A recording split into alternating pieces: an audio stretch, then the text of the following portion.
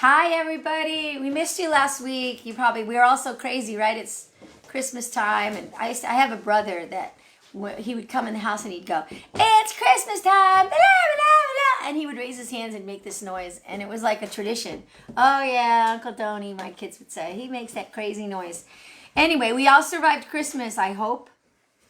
For some of us, this was a really hard Christmas because they lost loved ones, and this was their first Christmas without. And boy, I read just a quote the other day from a friend on Facebook that says, "You don't lose them just once." And I thought, yeah, that's really profound, because you lose them every time you remember. You lose them every time you have a memory. So for some of you, this Christmas has been very hard. And I just want to say that you need to share how hard it was, and don't feel like you have to suck it up, and confide with the people you can trust, and somebody who's going to pray for you and intercede with you, and don't let you get so bogged down in it that you forget God's promises and all the things that are for those that have passed on, so we don't just forget. There's so much to look forward to. Christmas time is a wonderful time of year. It's a very painful time. Sometimes we have to be with family, and it doesn't always go as well as we'd like it. Isn't that terrible how that is? And some of us just we all adore our families, and we love to be together. And many of us couldn't get together this year, whether it was travel, flights were canceled, COVID. But anyway, Merry Christmas. And this message tonight is basically going to be called the End of Year Harvest. And we're going to be looking at how to prepare our hearts for the upcoming new year. I love new beginnings. There's a certain magic to new beginnings. And I feel like the Lord, He's all about His mercies being new every day. He gets do-overs. He gets start again. He gets forget about your past and press on to what's ahead. So I feel like this is a really nice time for us to just kind of, as we're looking at the end of the year, this is a time that we normally assess. Okay, what kind of year did we have? What do we not want to do next year? How can we plan for the next year? I have two really good friends that we try every year to go to a hotel. We kind of all stay up and get our little notebooks, and we talk about what was great about the year and what we want to change for the upcoming year. And we put out our goals, and it's always a reflective time, and I feel it's very helpful. So don't be afraid to just sit with the Lord and let Him review with you the year and what He's planning for the next. It's a time like to take inventory of our actions, right? That's right. It's this is when we assess the year, and then we plan. The key is to see how our plans that we had last year, how they compare to what we did this year. You mean like how much did we say we were going to do, and then look back at what really happened? And of course, everything changed because of the COVID situation and whatever. It didn't turn out the way we originally planned for all of us, or most of us. There's a word that I've been using a lot, hearing a lot. I don't think you use it. A lot of people. I don't use it, but I've been hearing it a lot. Is people talking about this word? They use the word karma, and so I'm sure you've heard of it. It's a Sanskrit word meaning act or action or word. And it says that, basically says that all our thoughts, words, and actions begin a chain of cause and effect, and that we will personally experience the effects of everything we cause, whether in this life or in the next. Of course, they believe in reincarnation, so it comes with what happened in the past or what's going to happen in the future. But yeah, they want to feel like there's a cause and effect to everything. They believe if it's good or bad things happen to us, we deserve it because it's something we've done either in this life or the past one. Right. And so it helps them to try to make some understanding of what's going to happen. But I wanted to look at it, obviously, from a Christian principle, and it's the principle of sowing and reaping. There are different thoughts that come to mind to what's happened. And so the scripture says that God gives His sunlight to both the evil and the good, and that He sends rain on the just and the unjust alike, it says in Matthew 5. And so it's like with God, he gives sun and rain to everyone, not just select. So it's not based on how you were before or how you are going to be later, but that's just how God is. God is merciful, He's kind, He's loving, and He's faithful to His promises to us as human beings. And so good and bad happens to all of us, Because we live in a fallen world, and so bad things are going to happen. And I don't like God being blamed for sometimes when bad things happen. That's right. Because the world is kind of made some choices. The ground doesn't work like it should have. Man's nature has been corrupted in many ways. So good and bad happen to all of us. Some of it is our own cause. Sometimes we bring it on ourselves. Sometimes it's a hit from the enemy. We're going to look at those things tonight because sometimes life hurts. because of sickness, disease. We talked about that, death, natural disasters. You think about the people in Kentucky when they went through those terrible hurricanes. It's like, That's right. tornadoes. That was a really painful time for them, horrible time. and how to make sense of it. And I can't even imagine how discouraging it was for someone to come up and say, well, hopefully it wasn't your karma. It's like, what a thing to say. It's like, no. So sometimes life hurts. It does. And sometimes it hurts because of other people's choices, how they affect us, right? And then sometimes it's just the enemy. I mean, the enemy, you're created in the image of God. And so the enemy doesn't like, who you are. And so he's also going to try to come after you. Matthew in 13, he said, the kingdom of heaven is like a farmer who planted good seed in his field. But that night, as the workers slept, his enemy came and planted weeds among the wheat, then slipped away.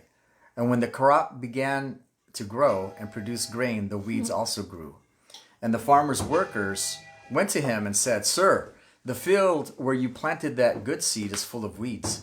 Where did they come from? An enemy has done this, the farmer exclaimed. Should we pull out the weeds, they asked. No, he replied, you'll uproot the wheat if you do. Let both grow together until the harvest. Then I will tell the harvesters to sort out the weeds, tie them into bundles, and burn them, and put the wheat into the barn. And it's the word is tares in wheat, and the tares, they look like wheat. They when they first come out of the ground, it looks just like wheat, but you don't know if it's going to be tares or wheat until they actually start to form these little shoots that come out with when the leaves come out, and they start to form differently, and they actually have a different color. They actually have black in it, and so you'll know that it's tares when it has black in it, but it looks like wheat except a different color, and it has some of the little grains or whatever, but it's just a different look. So you have to be discerning, And so one of the things that I love is the serenity prayer. Yeah, I'm sure you've heard it. It says, God, grant me the serenity to accept the things I cannot change, the courage to change the things I can, and the wisdom to know the difference. And I think that's one of the things that we need to know is like, well, which one is it? I mean, why is this happening to me? And there's a lot of questions. Well, I think as you seek the Lord and you get in his presence. That's right. Remember, it's all about his presence, not the presents he gave at Christmas, but the fact that he came and dwelt among us and now dwells in our hearts. That's the presence we're talking about. That's right. So what was the first key that we talked about tonight? We're going into the second key. What was the first key? Well, the first key is to just ask for the discernment, to know what it is that's happening to you, just so to ask God to give wisdom. Yeah, just to give wisdom. So the first key is to give it to God. Just give it to God. So give it to God and say, okay, Lord, this is what's happened. I'm going to give this to you, make sense of it. That's then the second key is with our choices not to add, you ready? Drama to our lives by making the wrong choices. That's right. How many know people that can make a storm out of a glass of water, right? Sometimes they can make life really fun, and other times it's just too much drama. So I feel like we're accountable for our choices, and sometimes our choices can bring that drama in our life. So let's look at Galatians 6, 7 through 10. That's right. Let's look at that verse. It says, for what you plant will always be the very thing you harvest. The harvest you reap reveals the seed that you planted. If you plant the corrupt seeds of self-life into this natural realm, you can expect a harvest of corruption. But if you plant the good seeds of the spirit life, you will reap beautiful fruits that grow from the everlasting life of the spirit. Don't allow yourself to be weary in planting good seeds, because the season of reaping the wonderful harvest you planted is coming. Take advantage of every opportunity to be a blessing to others. That's right. I love that verse. That's right. That's a great verse. And so the key is to recognize that you have an opportunity to plant a seed. Every decision that you make is like a seed. It's a good seed or a bad seed. Every choice or every decision? Every decision that you make. That makes sense. So you have a choice, and those choices are like seeds. And those seeds, you may not see the effect of that seed planted that morning or that day, but you may. But for most of the time, you'll see it later. Right. So we're going to look at verse 7. It says, for what you plant will always be the very thing you harvest. When you plant a seed that is for an orange tree, you're going to have oranges. It's very distinct. And so what you plant, you'll see the harvest. The harvest you reap reveals the seed that you planted. So in other words, actions have consequences. Mary Morrissey said this. She said, nature herself does not distinguish between what seed it receives. It grows whatever seed is planted. This is the way life works. Be mindful of the seeds you plant today as they will become the crop you harvest. Evil actions contain the seeds of our own punishment and destruction within them. Meaning, like, if you eat poorly, you drink too much, you're going to reap that. Yeah, you don't take care of your bodies. You know, I see that all the time in chronic disease management. If people can make the right choices with their chronic disease, they can actually live as if they didn't have it. That's right. But if they make bad decisions in that, the seeds, what grows of that is very evident. That's Especially here living in Avalon. We can see the sins of the fathers that pass on to the sons. We can see how bad legacy can destroy a family. Just like great legacy just grows a family. That's right. It's wonderful to see families that have planted good seed. You know, this guy named Robert Louis Stevenson, he made a lot of good quotes about seeds. And he says, don't judge each day by the harvest you reap, but by the seeds you plant. So the key is to look at what seeds you planted today. And what seeds are you going to plant tomorrow? And to be patient, right. Yeah. You know, and another saying is, sooner or later in life, we all sit down to a banquet of consequences. Right? Yeah. So it's going to happen one day. And so Paul in Galatians is saying in verse 8, if you plant the corrupt seeds of self-life into this natural realm, you can expect a harvest of corruption. In other words, if you plant corrupt seeds, you're going to expect a harvest of corruption. Job 4:8, he says, I have seen people plow fields of evil and plant wickedness like seed. Now they harvest wickedness and evil.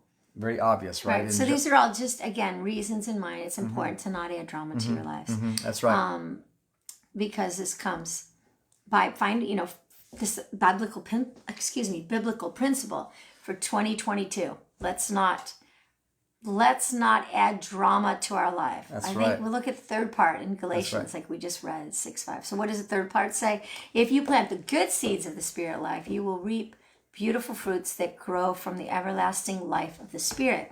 Yeah. So the third key is to plant good seeds in ours and other lives. That's right. And that's the key, is to plant not only in our own lives, but in the lives of other people. Speak words into other people, encourage them, help them, right? Yes. In Ecclesiastes 11:4-6, it says, if you wait until the wind and the weather are just right, you will never plant anything and never harvest anything, right? So if you're waiting for the right time, So true. everything has to line up, I'll do it then. It's like, no, it'll never happen.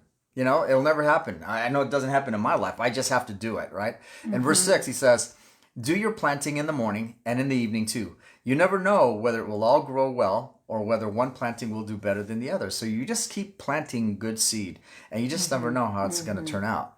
Now, did you know that one kernel of wheat in the ground produces a stalk, which bears 3 heads of wheat? And in each head, there are 15 to 35 kernels, and they produce close to 100 Wow, kernels. you going to be a farmer on Yeah, me? What's yeah, up? you know. And Are you moving me somewhere? No. And so when planted, these kernels will produce 10,000 kernels. And if you were to get those 10,000 kernels, replant them, they produce 1,000,000 kernels. Could you imagine? It's amazing what one person can do if they just start right where they are. Basically, I wanted to say that. I think of a lot of people's lives, and how even Mother Teresa, she once was asked, what is your motto? She said, just to be successful one person at a time. That's right. To invest in one heart. And I think of all the ministries and all the lives that she's touched, and people that want to emulate her life, that also gave of themselves and went to foreign countries and helped the poor and the dying and the destitute. And so our actions, people are watching them, and we don't even realize the wealth of every single one of our decisions. That's right. Rhonda Byrne said. Byrne? Yeah. Your thoughts are seeds, and the harvest you reap will depend on the seeds. That's pretty much, the seeds pretty that you much, plant. yeah. That's what we've been saying. Yeah. Yeah. And so there's a passage in the book of James that reveals where this wisdom to know which seed to plant comes from. Because it's important to know, well, which is the seed, right? Because if you have a choice, and it's like, which one should I do? Should I make? And so that's why you give it to God. And you can tell from the fruit that this wisdom produces. We're going to take a look at this. In James 3:17 and 18, it says, but the wisdom from above is always pure, filled with peace, considerate, and teachable. So when you are wondering what you're supposed to make a decision on, I want to encourage you to stop for a moment and just ask yourself, is this choice, is it pure? Is it filled with peace? Is it considerate? Is it filled with love? Is there any hypocrisy in it? And so if you look at these things and plant that one, it'll always bear the beautiful harvest of righteousness. In verse 18 it says, good seeds of wisdom's fruit will be planted with peaceful acts by those who cherish making peace. And so basically now leading to the fourth key. The fourth key is to know that the seeds will be revealed at the harvest. John the Baptist, he spoke of the coming Messiah, and they were asking him if he was the Messiah. He goes, no, I'm not the Messiah. He says, I baptize you with water, but someone is coming soon who is greater than I am. So much greater that I'm not even worthy to be his slave and untie the straps of his sandals. He will baptize you with the Holy Spirit and with fire. He is ready to separate the chaff from the wheat with his winnowing fork. Then he will clean up the threshing area, gathering the wheat into his barn, but burning the chaff with never-ending fire. So basically what this is talking about is separating what is valuable and getting rid of what is not. And so as we look at our lives... That's kind of what we do when we do an inventory of the year. It's like we can stay, you know what, that really wasn't helpful. That's right. That amount of time I spent or that activity. But I don't want to get rid of this because I see the value in it. I see the fruit of it. I see the effect it has on my kids and my marriage and my job. So I think that those are the things that you analyze or think about when it's time to start the new year. It is.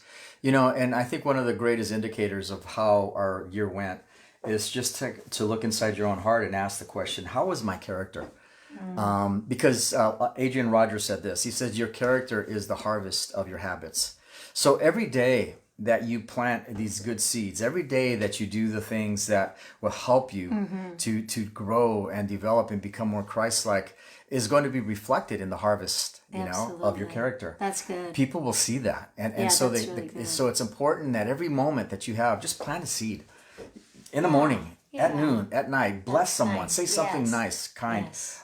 Do the little things, because the little things will always make the big things happen. Yes. And so it's important to do that. So we just want to encourage you as you look at this year, as crazy as it's been. Let's just start looking forward to what God has in store for next year, 2022. Our prayer is that God would bless you. And that He will unpack for you the things that He has for you, and so that we together. We can make a huge difference in the lives of people around us as well as our own. As we do the little things, as we do the little seed plantings within our own hearts, and we implant seeds in our family and our friends and people we love and care about and people we don't even know. And we just keep planting seeds because you never know what the fruit's going to bear. You never know what's going to change and how they're going to change. So God bless you guys. Amen. Happy New Year. Have a blessed New Year. We have a safe New Year. And looking forward to 2022. Please send us some things that the Lord put on your heart for this message or things that you're planning for the new year. We'll pray for you. That's right. Thanks so much for sharing this time with us. Take care. Bye-bye. I'm trying to think of a good song to end with. It's kind of New Year's song, but I don't really have one on the top of my head. Let's just know that you're loved.